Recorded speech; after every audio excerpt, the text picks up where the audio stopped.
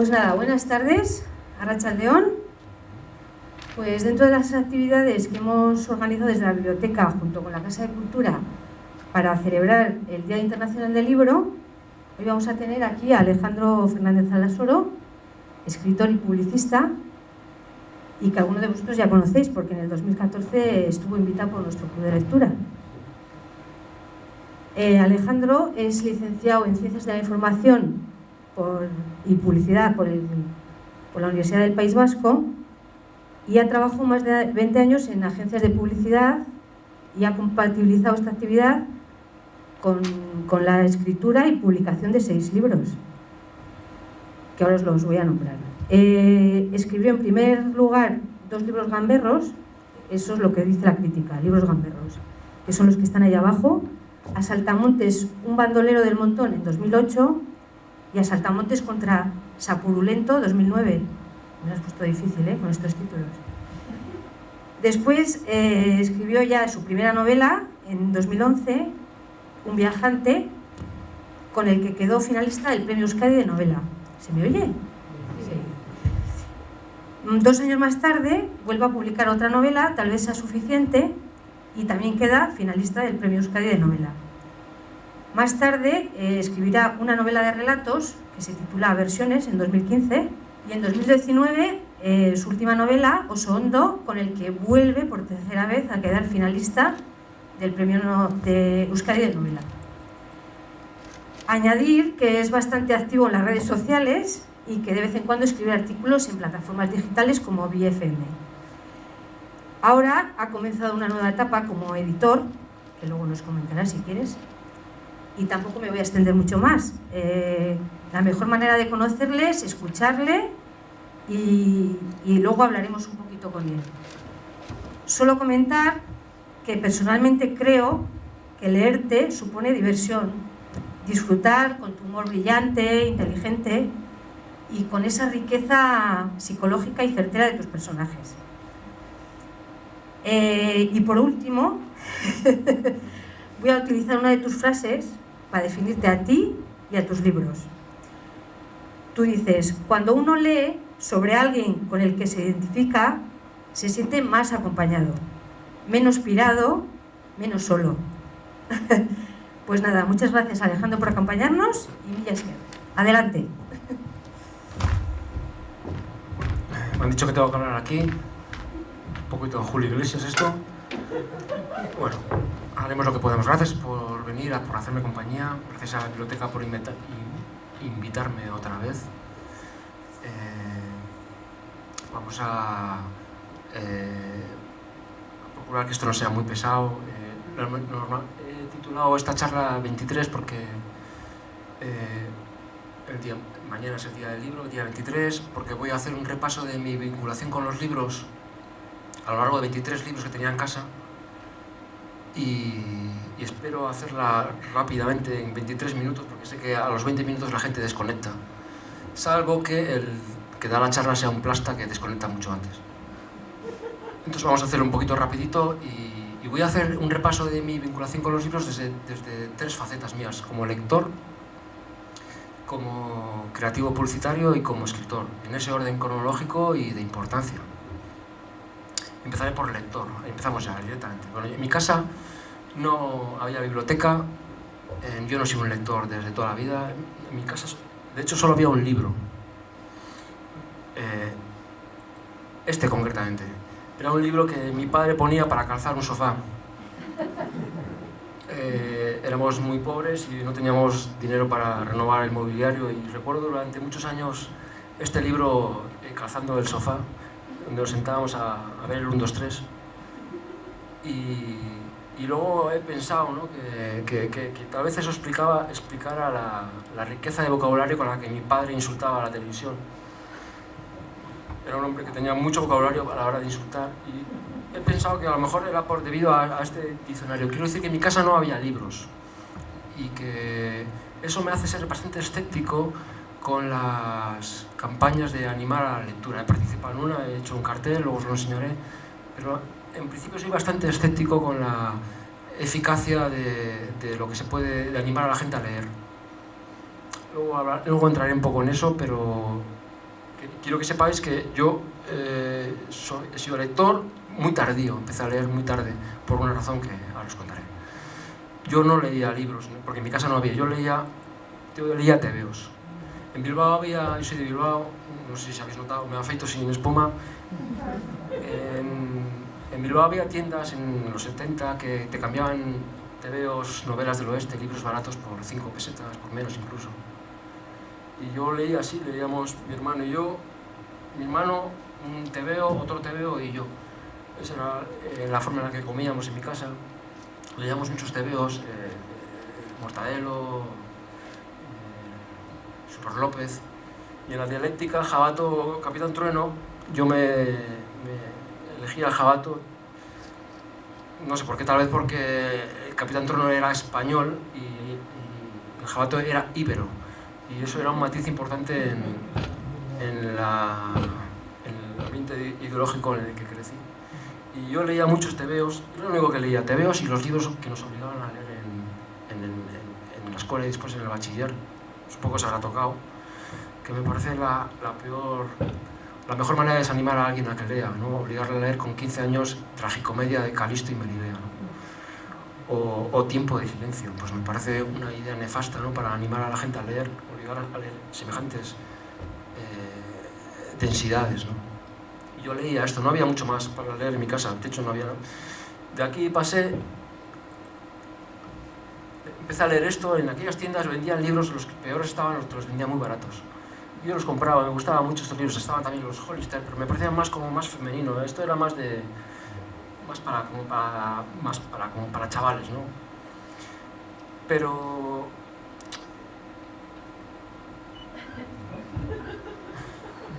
cosas del directo. Bueno, mientras lo arregla Javi, yo me prefería vivir aventuras que leer aventuras. Yo no me interesaba mucho la literatura, yo prefería estar en la calle haciendo maldades que leyendo libros como estos, que eran bastante blancos, ¿no? Y me parece, y eso luego también me ha vuelto bastante escéptico, ¿no? Bueno, voy a insistir en esta idea. Yo creo que los libros a veces, creo que primero, o sea, me parece que los libros, lo pensaba entonces y lo sigo pensando ahora, son una especie de sucedáneo de la vida, una especie de metadona, pero que es mejor vivir y después comprender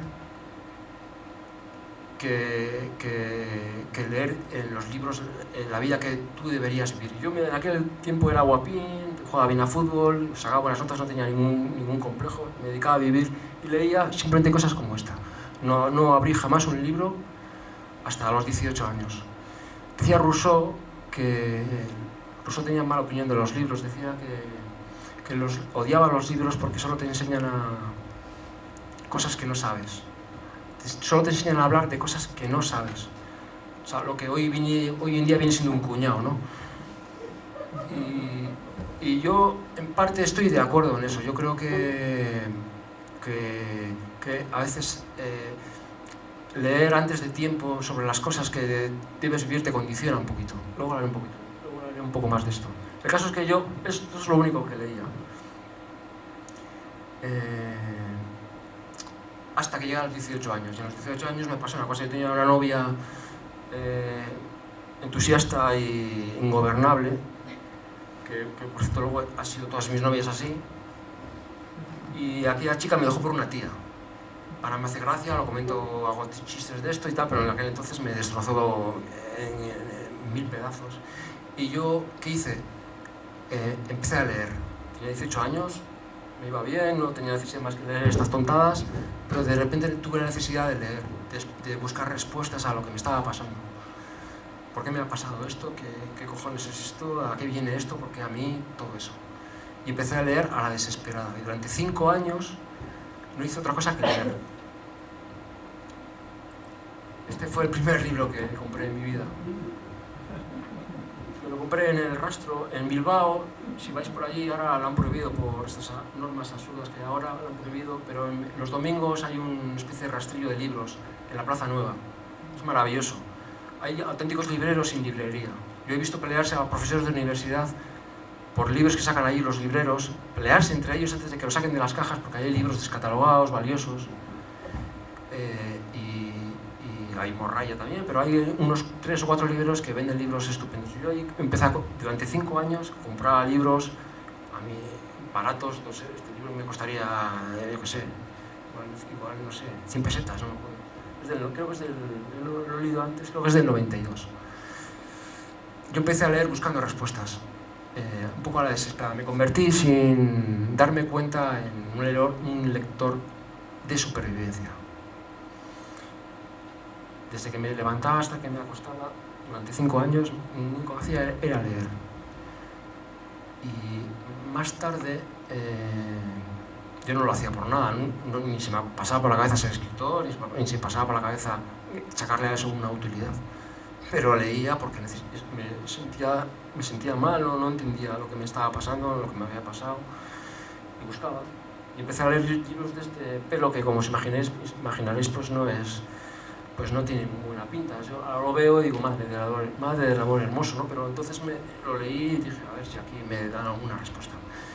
Y hay un personaje en una novela, en tal vez sea suficiente, que en otro contexto, en otra historia, habla de lo que yo quiero decir. Está feo autocitarse, pero bueno, como vamos a morir todos dentro de poco, pues podemos relajar algunas costumbres, y con vuestro permiso voy a leer un párrafo, porque yo soy mejor escribiendo que hablando, y voy a leeros un párrafo de Tal vez sea suficiente, que explica muy bien yo cómo viví 5 años. Dice, había empezado a leer a todas horas. Siempre me habían gustado los libros, pero en aquel tiempo se convirtieron en un narcótico que ingería para no volverme loco. Yo leía, y mientras lo hacía, lo demás quedaba aplazado por esa noble causa. Subrayaba, escribía anotaciones, buscaba las palabras nuevas en el diccionario, y así me creía alguien más valioso, o al menos alguien que sabía lo que hacer. Leía para descansar de mí mismo durante un rato, leía por leer, por estar ocupado en asuntos de otros que podían o no parecerse a los míos, pero que me daban una perspectiva más amplia del absurdo de vivir. Algunos libros eran una escultura, otros eran un espejo, muchos no eran nada, solo libros que me hacían compañía, como la televisión a todo volumen de un asilo. Yo leía para tratar de entender y para no pensar, leía para no tener que seguir viviendo. Yo me inicié así como lector. A los 18 años, un poco a la desesperada, me convertí, como os he dicho, en un lector de supervivencia. Y descubrí que hay dos motivaciones básicas para leer, que corresponden a las 2 motivaciones básicas para leer, a mi opinión, que es una es entretenerse y otra es aprender. No creo que haya más, tal vez alguien le haya algo más. Yo, después de mucho pensarlo, creo que no hay más que esas 2 motivaciones, o entretenerte o aprender. Y de aquellos libros sesudos y tal, porque claro, no puedes estar toda la vida leyendo a Baudelaire o a Sartre, La náusea y tal, y Pinchón, que no hay Dios que lo entienda, no te voy a decir nada de Proust. Pues esos libros son un laberinto, y yo de ahí me pasé por ejemplo, a Alberto Vázquez Figueroa, que es el escritor favorito de Pérez Reverte, y el mío también. Cuando hacen las listas de los escritores, les preguntan por los libros, siempre ponen libros muy guays, ¿no? Pues libros de mucho nivel. Pero hay gente que tiene el valor de reconocer que Alberto Vázquez Figueroa es Dios. Aquellos libros, sobre todo de los 80, de los 90, luego el hombre pues se ha hecho mayor y tal, el mundo del que escribe ya no existe. Lo sabe él, lo sabemos nosotros, pero aquellos libros, La iguana, ¿no? Tuareg, Asanti, Olvidar Machu Picchu, los tengo todos en casa. Y me parece que pasé, digamos, de leer libros así como muy dramáticos aquí, y bueno, pues me pareció muy bien, y yo, esas 2 motivaciones, yo no desdeño la literatura de entretenimiento. Yo sé que a veces tiene mala prensa y tal, yo no lo desdeño, y de hecho pues me gustan. Esto lo recomendé, creo, la última vez que vine aquí. Me gusta mucho la novela negra, este es mi autor favorito. Traigo estos libros porque así os los recomiendo, pues si a alguien le interesa, siempre te preguntan, ¿no? ¿Recomiendan los libros y tal? Pues bueno, voy recomendando. John Connolly me encanta, tiene 10 o 12 libros, los 5 primeros o 6 son fabulosos, tiene un toque sobrenatural. A mí me gusta mucho la novela negra, literatura de entretenimiento. Es elevada, no es tampoco cualquier cosa, pero bueno, es literatura de entretenimiento, yo os lo recomiendo. Sobre todo yo soy bastante espiritual y este tiene los libros estos siempre tratan sobre la redención. Es un tema que a mí en principio me interesa mucho y John Connolly me gusta mucho. También adoro que me hagan reír. Este libro lo habré regalado 20 o 30 veces. Lo conoceréis. Eduardo Mendoza es un gran escritor y luego tiene esos libros gamberros, de los cuales este es el book insignia. Me pasa como con esas películas, agarra como puedas, aterriza como puedas, que la ves empezada en la tele o abres este libro por cualquier página y te saca una risotada. ¿Cuánto vale eso? ¿Cuánto vale que te hagan reír? Es muy difícil hacer reír en la literatura porque el humor tiene mucho que ver con la gestualidad, con el movimiento. Por eso hay chistes que cuenta una persona y no te hace nada de gracia y lo cuenta otro y te mondas. Porque tiene mucho que ver con la actuación, ¿no? Entonces, eso no cuentas con ello en los libros. Y que te hagan reír en un libro a mí me parece lo más. O sea, conseguir hacer reír con palabras, llorar me parece mucho más sencillo que hacer reír. Y yo adoro a la gente que me hace reír. Y Eduardo Mendoza, pues, y este libro en concreto, aunque se ha quedado un poquito desfasado en algunos datos, pero es un libro genial, lo recomiendo. Y también adoro a la gente que me cuenta cosas y me la cuenta con gracia, sin darse mucha importancia. Yo detesto a la gente que se da mucha importancia. No sé si conocéis a Rigo González, fue corresponsal del País. Durante muchos años iba a ciudades, ¿no? Le mandaban a Nueva York, pasaba allí 2 o 3 años y al tiempo escribía un libro sobre eso, Historias de Nueva York. Le mandaban luego a Londres, Historias de Londres, le mandaban luego a Roma, Historias de Roma. También tiene Historias del Calcio. Yo estuve en el viaje de bodas en Nueva York y estoy seguro de que aprendí más de Nueva York leyendo Historias de Nueva York que viendo como un pasmao allí 7 días la ciudad desde la acera. Me encanta Enrique González, Íñigo Domínguez también es muy bueno. Entonces, no es antropología de mercadillo, no son tratados sesudos que te aburren en la página 3. Te enseñan cómo es algo que ellos han vivido desde su punto de vista y te encandilan, ¿no? Que es lo que se le puede pedir a un escritor. En la literatura de entretenimiento pues también están los bestsellers. Personalmente los detesto. Este en concreto lo detesto muchísimo. Detesto la autoayuda. Me considero un experto en autoayuda. Habré leído unos 200 libros de autoayuda, sobre todo en aquella época, ¿no? Y la autoayuda no ha ayudado a nadie. Pero yo lo detesto personalmente, pero no lo desdeño. O sea, no me parece mal que la gente haga una cola de una manzana para que le firme un libro a Belén Esteban. No me parece mal. Me parece que la industria necesita que vender libros de ese estilo, los bestsellers. Hay alguno que es bueno, ¿eh? No, hay libros bestsellers que son muy buenos. En general, la verdad es que los presentadores de televisión escribiendo libros, pues es lo que es, ¿no? Pero que venda libros me parece bien porque así la industria puede gastarse el dinero en libros como los míos o los de la mayoría de la gente. Así que no quiso yo para criticar eso. A mí me parece estupendo que esta gente venda mucho y le hagan certámenes y les lleven a dar charlas para 500 personas. Me parece genial, no tengo ningún problema con eso. O sea que no tengo problema con la literatura de entretenimiento, pero creo que dedicarle la vida a eso es un despilfarro. Creo que la literatura y la vida creo que tienen una bastante equivalencia. Yo creo que me pasa con los libros como con el amor. La gente tiende a pensar que tiene una pareja para que le haga feliz. No, es que me hace feliz o no me hace feliz, o le dejo porque no me hace feliz, o le cojo porque me hace feliz. Yo creo que eso es una equivocación de base. Yo creo que las parejas o los libros no son para que nos hagan felices, son para que nos hagan conscientes. Y hay libros como estos, como este y los 2 siguientes que vienen, que son los que yo me llevaría a una isla. Es decir, una película bastante oscura, pero si tenéis oportunidad de leer es exquisito, es una literatura. Bueno, Cormac McCarthy es muy bueno, pero la forma que tiene de escribir es... O sea, que le lees y dices, yo jamás podré ni acercarme a lo que este hombre escribe. Y yo creo que dedicar una vida al entretenimiento es un despilfarro. Yo creo que si me dan a elegir entre los libros de entretenimiento que os he enseñado antes, o este, por ejemplo, o el anterior, este tal vez sea mi libro favorito. El escritor colombiano ya murió. Ahí está todo. Toda la vida entera está aquí. Es un libro bastante gordo. Y si me dan a elegir, pues yo elijo. Hay libros que te sirven para pasar el rato y hay libros que te sirven para pasar la vida. Este es de los segundos. Y yo, si me dan a elegir, pues como solo tengo una vida y ya me va quedando menos, pues yo elijo estos. Como dice Houellebecq en este libro precisamente, que es otro de mis autores favoritos, dice: vivir sin leer es peligroso, obliga a conformarse con la vida.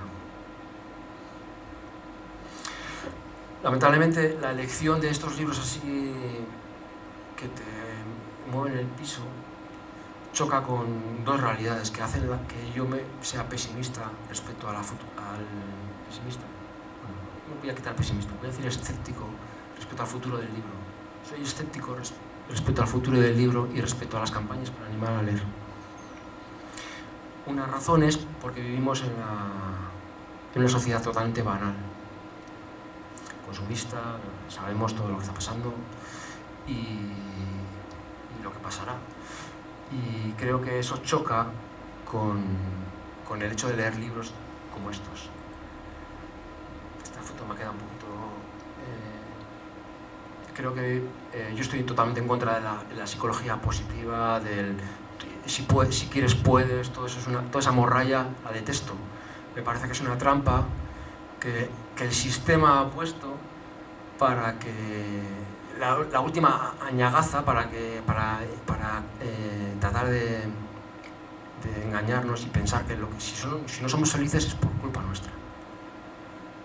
Hay libros que denuncian esto, este es probablemente uno de los mejores, Divertirse hasta morir es otro, sobre la trampa del pensamiento positivo, y yo considero estos libros como una especie de airbag contra el sistema.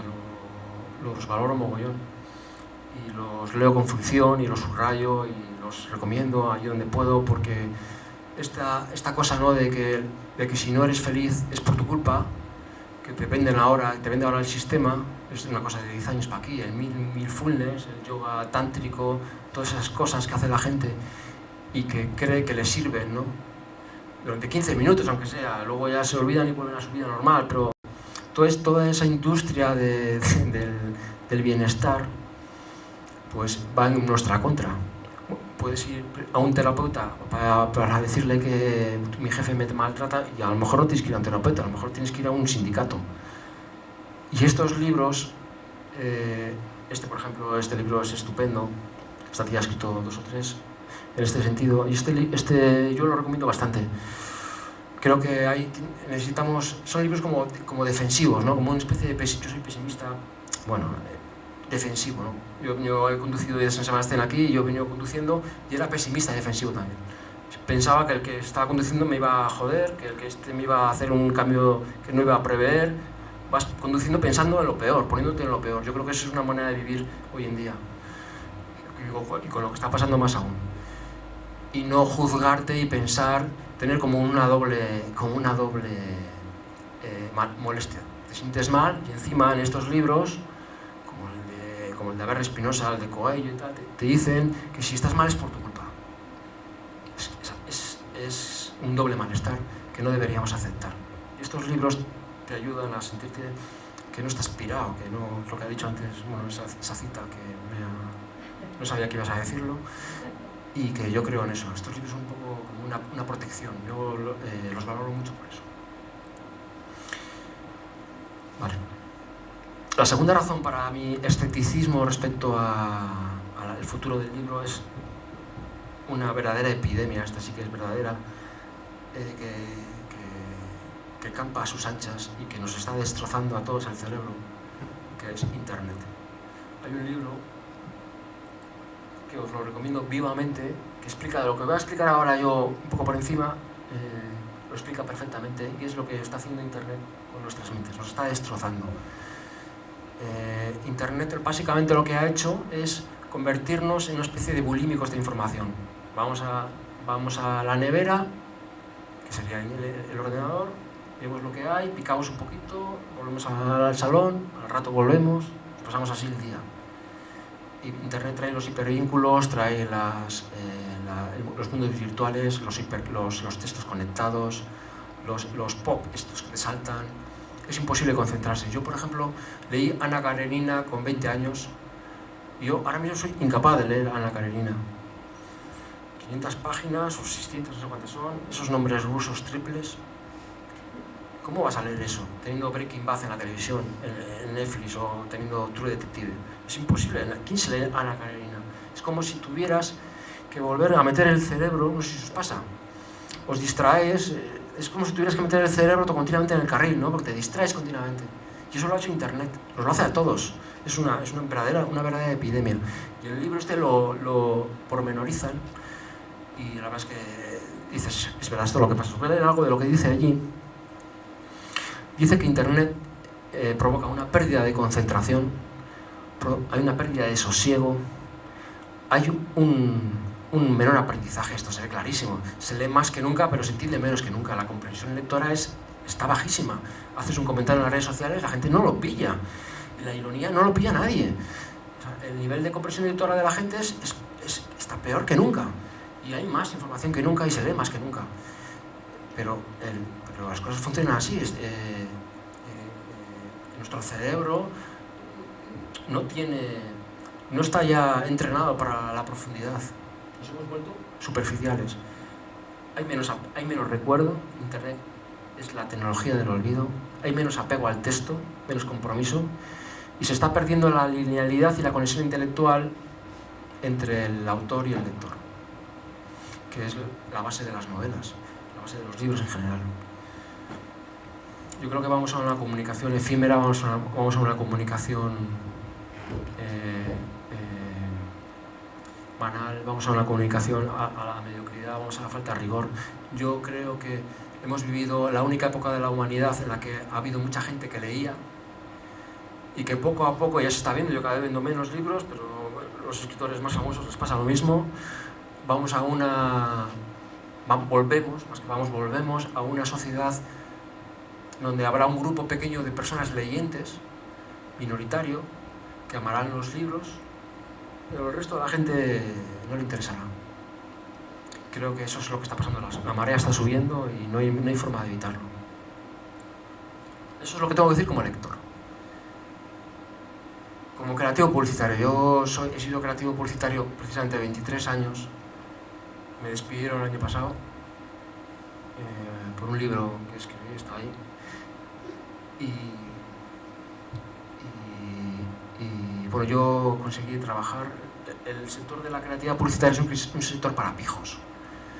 Diseñadores, hijos de gerifaltes, ejecutivos, es un oficio para ellos. Y yo me colé en esa fiesta gracias a un currículum. Yo empecé a rellenar el currículum, y pues, los típicos currículum que te recomiendan ahí en el Lanbide, o no sé, en Navarra no sé cómo, si hay el Lanbide o cuál es el equivalente, en el SEPE, bueno, tú rellenas, ¿no? Nombre, estudios complementarios, idiomas, tal. Yo tenía todo, no tenía nada. No tenía con qué rellenar aquello, está todo vacío, porque lo que yo sabía, yo había pasado 5 años como un pirado leyendo, pero lo que yo sabía no podía ponerlo en el papel. ¿Y qué hice? Rompí el currículum, lo rompí en pedazos, lo metí en un sobre y lo mandé a todas las agencias, y puse una nota al lado que decía: este currículum no hay por dónde cogerlo, y un teléfono. Y conseguí un montón de entrevistas. Y bueno, eran el año 97. Hoy en día habría que mandar una boa constrictor en una caja para conseguir notoriedad, pero en aquel momento aquello me sirvió para colarme en la fiesta. Y entré en un sector despiadado, básicamente analfabeto, en el que descubrí que haber leído me daba una ventaja increíble. No solo porque leer me daba ideas, sino porque yo podía estar en una reunión con un montón de gerifaltes, con el presidente de la Cucha, con el presidente o con el alcalde de San Sebastián, soltar una cita de Nietzsche o de yo qué sé, no se me ocurre ningún autor, o de Machado, y así como que no quiere la cosa, y se quedaban así como pasmados, estaban flipados. Hostia, lo que sabe este tío. Tú pones la cara en el mentón y tal, pones así, la cara así como de muy súper listo, y con eso, y básicamente, y con 4 ideas, pues me he tirado 23 años viviendo del cuento, que es en realidad como se vive en el sector. Este libro es de la época dorada de la publicidad, de los años 50, 60, de la época que refleja la serie Mad Men, que recomiendo también, si tenéis por ahí para ver. La época dorada, luego los publicitarios se convirtieron en meros oficinistas, pero en aquella época eran magos, eran personas, eran artistas. Este libro, bueno, este es uno de mis autores favoritos. A él también le costó el puesto. Este libro es de, creo que es como hace 15 años. Yo leí este libro y dije, yo tengo que escribir. No de publicidad, yo tengo que escribir. Este tío era un creativo publicitario de los grandes. Este tío viajaba en Porsches por París. Ganaba un pastizal, trabajaba para las grandes cuentas, Danone, Samsonite. Y escribió este libro para que le echaran. Y le echaron. Y se puso a trabajar en la televisión francesa, en un programa de literatura. Es un poco un seguidor de Houellebecq. A mí me gusta muchísimo, es muy gracioso. Tiene un libro que se titula El amor dura 3 años. Primer año se compran los muebles, segundo año se cambian los muebles de sitio, tercer año se reparten los muebles. O sea, no se puede ser más gracioso en la vida. Entonces, me llaman de la biblioteca de Mutilva y me dicen, vamos a hacer un concurso de carteles, cuyo ganador lo tenéis ahí. Y entonces, imaginaos que yo soy un profesional, ¿no? Normalmente pues trabajas para la máquina de herramienta, para bancos, para la Diputación de Guipúzcoa, unos trabajos horrorosos que haces porque eres un profesional y te pagan, pero de vez en cuando, 2 o 3 veces al año, pues te cae un trabajo bonito como hubiera sido esto. Entonces, oye, entra el ejecutivo, que es un tío que sonríe así y que no dice mierda ni aunque le llegue al cuello, y esa persona te pasa este trabajo, ¿no? Entonces te dice, hay que hacer un cartel, una campaña para, imagínate que esto fuera en Marquesinas, ¿no? Que todo Pamplona estuviera empapelado con la campaña, que no me encargaran a mí como profesional. Entonces, ¿qué pasa? Es un tema, me lo cuentan, ¿no? Me dice, hay tanto dinero, es un tema bonito, y yo es un tema que, como os he contado, soy escéptico, no creo que se pueda animar a la gente a leer mirando un cartel. Yo todo eso, todo lo que voy a contaros ahora es algo que me sale automático, ya después de tantos años me sale automático, pero yo pensaría, como creativo, ¿no? Con este proyecto que tengo en manos. Las personas, nosotros, todos estamos sometidos a más de 3.000 estímulos cada día. Sonoros, audiovisuales, 3.000 estímulos os atosigan en el día de hoy, mañana otros 3.000. ¿Cómo accedes a eso? ¿Cómo accedes a esas personas, ¿no? Están sobreestimuladas, que ya están aturdidas, que no quieren saber nada, que cogen la propaganda del buzón y la mandan toda por saco con razón, que se van a hacer una paella mientras en los anuncios de Antena 3, porque te da tiempo a hacer una paella. Y ¿cómo llegas a esa gente? Además, es un cartel, no es un anuncio, no puedes competir con la emoción que provoca un spot, un clip de YouTube. Es un cartel, tienes que ser argumentativo, tienes que dar una razón. No puedes decir, haya un cartel ahí fuera que alguien, pues que no es un profesional, no tiene por qué saberlo, han sido muy generosos concursando, pero no hay una razón, me tienes que dar una razón para que lea. Lee, pero ¿y por qué leo? Joder, tío, pues porque sí. No, me tienes que dar una razón. Aparte que los lectores, hay un dato por ahí, solo hay 7.000 lectores en España. No hay más que 7.000 lectores. Solo hay 7.000 personas que amen los libros. Cuando un libro consigue más de esa tirada, es porque ha traspasado su condición de libro y se ha convertido en un producto editorial. Cuando un libro se vende en Eroski, es que ese libro es un producto editorial. No tiene por qué ser malo. Se ha convertido en un producto editorial. decir, que lo compra gente que no lee. Pero los lectores, entre los cuales estáis vosotros, son 7.000, no hay más en España. Y va decreciendo. ¿Cómo hago para hacer en un cartel, para animar a la gente distraída, desorientada, consumista, que está pensando en, bueno, ahora no, pero bueno, vamos a traernos un año para atrás, en venir a ver dónde voy este año de vacaciones por 50 euros? ¿Cómo hago para convencerles de algo tan decimonónico como leer, ¿no? Pues se hace con la creatividad, que es lo que he sido yo durante, por cierto, 23 años.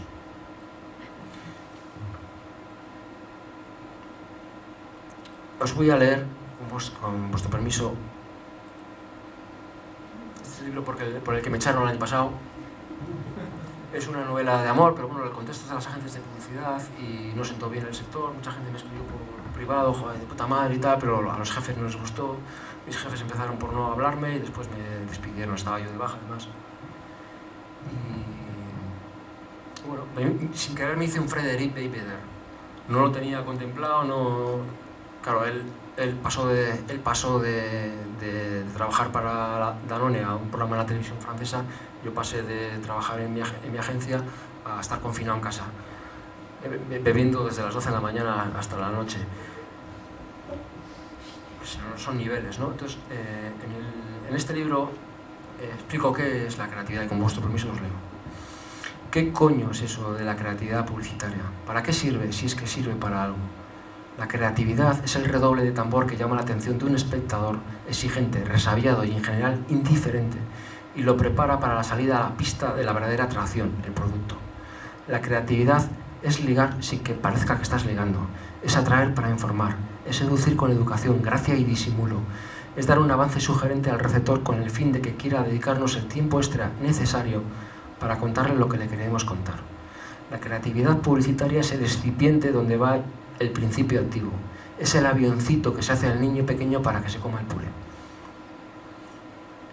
A eso me he dedicado yo 23 años de mi vida, a hacer eso que yo luego he puesto en el hondo y que siento tan mal. Este es mi anuncio favorito. Lo tengo en casa de mi ama en Bilbao, no se ve muy bien, ¿no? La foto es muy... El clavo que sobresale se aplasta a martillazos, dice esto, no se ve. Hace falta ser creativo, hace falta ser valiente para ser creativo. Cuando se tiene una idea nueva, se está solo. A mí, que alguien, para anunciar esa torre de música, feísima por cierto, que para anunciar eso cuente esta cosa, ¿no? Póngase esa persona contracorriente, aguantando la presión social, aguantando la opinión de los demás, aguantando que se enfrente a lo que es ir en esta corriente y me diga, el cabro que sobresale se aplasta martillazos. Que alguien utilice un anuncio para mandar un mensaje a la sociedad tan inspirador, tan valioso, ¿no? Me parece la quintesencia de la creatividad. Yo he tratado de imitar este anuncio y lo he conseguido en algunas ocasiones, en pocas. Ha sido mi palo y mi zanahoria para seguir en la profesión cuando estaba agotado, cuando tenía malas épocas. Tratar de hacer este anuncio que tendrá 30 años y que está moderno, es un anuncio modernísimo. Y yo creo que eso es lo que he intentado, ¿no? Devolverle a la gente,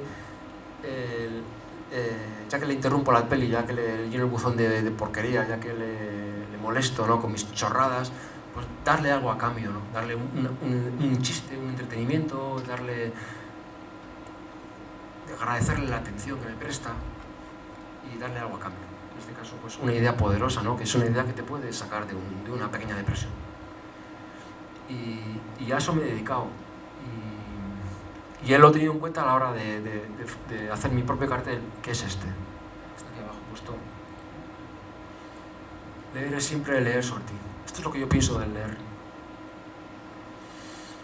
Creo que hay en cada libro, hay un pedacito de nosotros.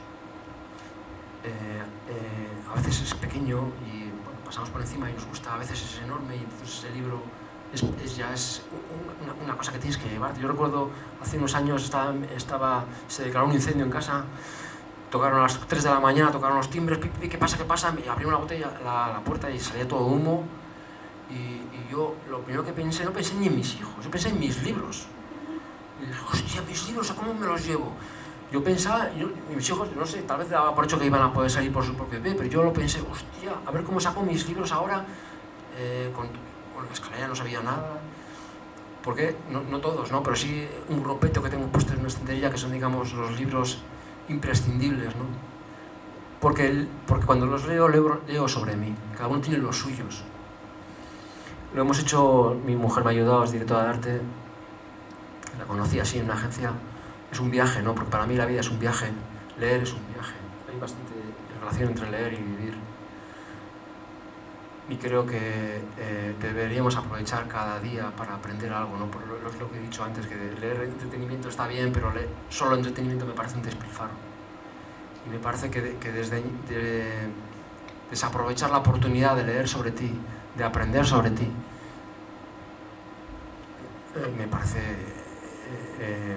pues incomprensible. Yo creo que es la razón por la que se lee y es la razón por la que se escribe.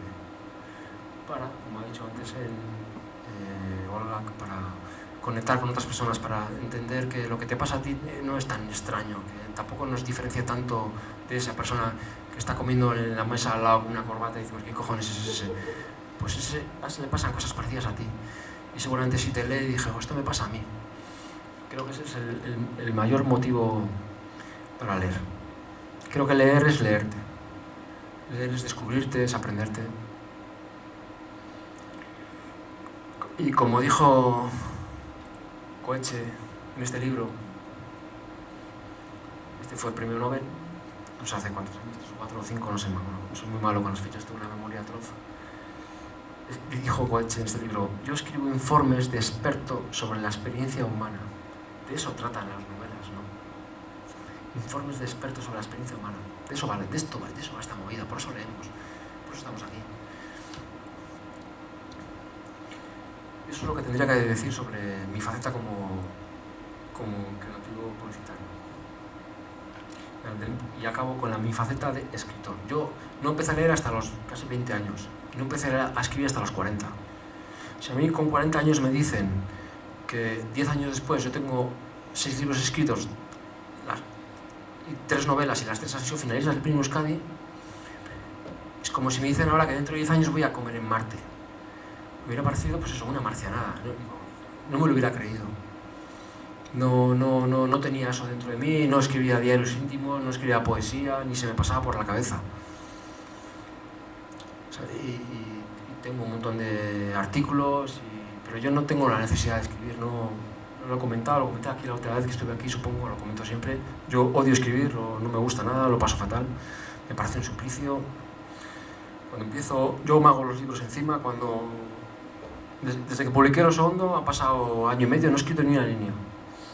No tengo necesidad, pero de repente me llegará un malestar y empezaré a escribir, o igual no vuelvo a escribir nunca. Y así me llegó este libro, Un viajante. Es un poco la historia de mi padre y este libro prácticamente me lo hice encima. Hay una frase, creo que es de Doris Lessing, que dijo que ella escribía porque quería descubrir cómo escribiría si escribiese. A mí me pasó un poco eso. Si yo fuera escritor, ¿qué escribiría? Y me salió esto, son 115 páginas y no tenía ni idea de cómo se escribía, no sabía, no tenía ninguna técnica. No me gustan nada no me gustan nada los talleres de literatura, no me va ese rollo. Me parece que los dan escritores sin fe en lo que hacen. Pero bueno, tampoco los desdeño, ¿eh? Yo no soy un aguafiestas. Yo sin saber ni sin tener ni idea, me salió este libro, fue finalista del Premio Euskadi. Han hecho una peli, no sé qué ha pasado con ella. Primero en la peli iba a ir Belén Coso, el que salió con Belén Coso, el hombre más guapo del mundo. Iba el chorradel y se le daba una hostia en moto una semana antes de empezar a rodar. Y tuvieron que buscarse otro, y hay que ser, ¿no? Y qué gente más egoísta. Y y no sé qué ha pasado con eso. Y luego hicieron un corto con un actor guapísimo, parece el Paul Newman, un argentino, y con una actriz que sale en estas series, no sé qué ha pasado con ello. Y bueno, no sé, no, está todo parado y bueno, en fin, a alguien le gustó mucho este libro y hizo una película con ella. Ya ha pasado el tiempo y yo sigo sin saber por qué escribir. Me lo preguntan en todas las entrevistas. ¿Tú por qué escribes? Y no lo sé. Y leo cuando se lo preguntan a otros escritores y detecto desconocimientos. Suelen decir cosas así como muy elevadas, muchas esdrújulas, pero no, creo que nadie sabe muy bien por qué escribe. Yo tengo después de tantos años tengo 3 opciones. Que, bueno, no sé si será así, o a lo mejor vosotros algunos lo escribís, o os apetece, o lo hacéis, o lo intentáis, tal vez alguno tenéis algún manuscrito que aspiráis a publicar. Yo tengo 3 respuestas a por qué escribir. Una es, tal vez sea porque ser es ser visto. Porque, joder, la batalla por la vida es la batalla por el reconocimiento, ¿no? Y a uno le apetece sentir que su vida tiene algún sentido y que lo que uno hace a quien le puede ser de utilidad, aparte de a sus hijos.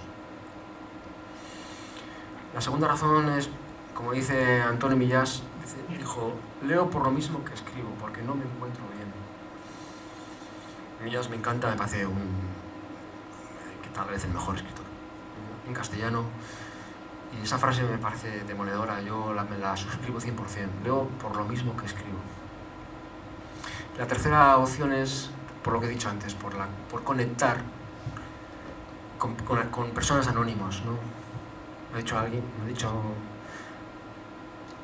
una persona que está ahí, ¿no? Que está leyendo un libro mío, ¿no? Y claro, él y yo conectamos por la noche.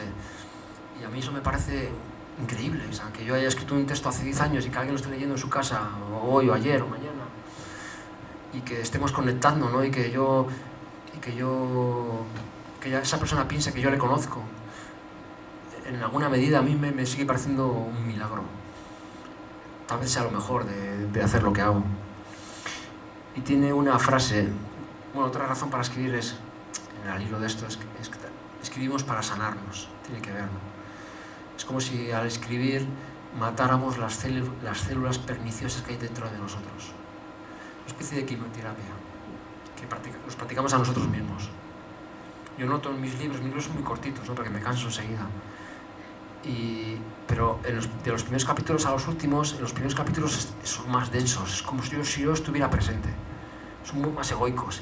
Al final va todo más ligero, va solo, es como si yo hubiera perdido el control. Eso me pasa en cada libro y a lo largo de mi obra, me da un poco vergüenza decir esto, mi obra. Lo noto también en mis libros, que el último, por ejemplo, es mucho más ligero.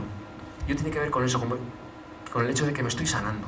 De alguna manera te estás sanando, te estás aliviando, te estás aligerando. Tiene una frase, este señor que vivió prácticamente encerrado en su biblioteca, yo tengo 2000 ejemplares en casa. Es curioso, yo tengo 2000 ejemplares, en mi casa no había ningún libro y ahora tengo 2000. En la casa de mis hijos hay 2000 libros y mis hijos no se acercan ni aunque les dé 10 euros. Por eso digo que soy escéptico respecto a animar a la lectura. Bueno, pues este señor tenía una biblioteca, este señor era amigo íntimo de Álvaro Mutis, que os he enseñado antes el libro. Los dos colombianos, no es muy conocido, se pasó encerrado en una biblioteca de 30.000 volúmenes prácticamente toda su vida, porque era bastante enfermo, tenía problemas de neumonías y tal. Y para mí este señor es, pues no sé cómo decir, es poderosísimo, tiene frases que te cambian la vida. Quien no tortura sus frases, tortura al lector, dijo, por ejemplo. Ahora que soy editor y tal, pues lo tengo simplemente, ¿no? Torturar las frases, ¿no? De la persona que escribe, no soy yo. Con mis frases lo hago, pero ahora tengo que hacerlas con las frases de otro. Y tengo que torturarlas para que quien lea lo tenga fácil, no tenga que...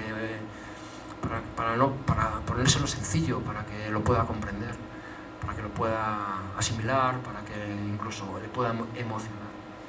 Este señor, que es un libro así de gordo, en hoja fina como de Biblia, y tiene una frase que le resume perfectamente, mucho mejor que lo que estoy diciendo yo, que dice, el hombre, es al oro, el hombre no se comunica con otro hombre sino cuando el uno escribe en su soledad y el otro lo lee en la suya. Las conversaciones son o diversión, o estafa, o esgrima. Tú lees esto y dices, ¿para qué va a escribir más? Si yo no puedo superar esto en la vida. Si tenéis mucho tiempo libre, os apetece, os lo recomiendo vivamente a este señor. Que es muy elitista, yo lo descubrí por Sánchez Dragó. Lo recomendó en un artículo y la verdad es que fue una recomendación fantástica. Yo creo que leer y escribir son actos especulares. Creo que tienen mucho que ver. Hay un punto a partir del cual un lector tiene la necesidad de expresar lo que es como si fuera un software, ¿no? Tú metes la información y tienes la necesidad de a su vez dar tu punto de vista, tu pequeña variación de la misma historia de siempre. Y acabo ya con 2 frases y 2 libros que explican un poco todas estas cosas mejor que seguramente que lo que estoy haciendo yo. Una frase es de Ramiro Pinilla. Este libro me ganó el segundo premio Euskadi. Ganó y al año siguiente murió, joder, qué rabia. No pudo disfrutar del premio. Y este libro es de cuando el fútbol, yo soy futbolero, lamentablemente para mi salud mental. Y este libro era de un jugador del Atleti de los años 40, cuando se cosían sus botas, cuando ser futbolista era una manera de salir de la pobreza. Y Ramiro Pinilla, precisamente a Henry González, de que os he enseñado antes un libro, en una entrevista en Jotdown, le dijo lo siguiente: estamos en el mundo para contarnos. Los que no hablamos, los que no vamos a tertulias, luego en casa tenemos que meternos a escribir para contarnos cómo somos. Es uno de los secretos de la vida. ¿Dónde hay que firmar, no? Creo que es exactamente así. Y ya acabo con Pessoa, que sabéis que escribía con heterónimos, tenía varios nombres para escribir. Y tiene la cita de las citas. Para mí, la cita... Cada mañana me levanto pensando en esa cita. Creo que es la cita por la cual tal vez escriba otra novela en un tiempo, y es la siguiente: ya que no podemos extraer belleza de la vida, busquemos al menos extraer belleza de no poder extraer belleza de la vida. Yo creo que por eso estamos todos aquí, ¿verdad? Yo creo que esa es la razón por la que estamos todos aquí. Y bueno, eso es todo. Pues nada, es que